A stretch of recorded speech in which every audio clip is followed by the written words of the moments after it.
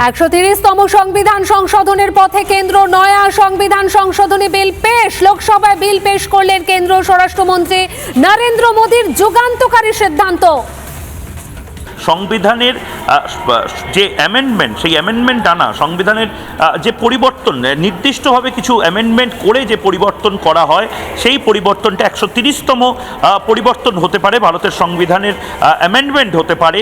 এটা বোধহয় বিরোধীদের জন্য মাথায় বাজ পড়ে যাওয়ার মতন। তার কারণ নরেন্দ্র মোদী তো নিজে বলছেন যে প্রধানমন্ত্রীর বিরুদ্ধেও যদি কোনো অভিযোগ প্রমাণিত হয়, সেটার যদি ম্যাক্সিমাম সাজা বা 5 বছরের ঊর্ধ্বে শাস্তির সংস্থান থাকে, 30 দিনের মধ্যে তাকে তার পদ ছাড়তে হবে। অর্থাৎ প্রধানমন্ত্রীও যদি গ্রেপ্তার হয়, প্রধানমন্ত্রীকে গ্রেপ্তার করা যাবে না এমন কোনো ব্যাপার নেই। দুর্নীতির জন্য বা বড়সড় কোনো অভিযোগের জন্য যদি প্রধানমন্ত্রীও গ্রেপ্তার হয়, 31 দিনের মধ্যে প্রধানমন্ত্রীকেও তার পদ থেকে সরে যেতে হবে।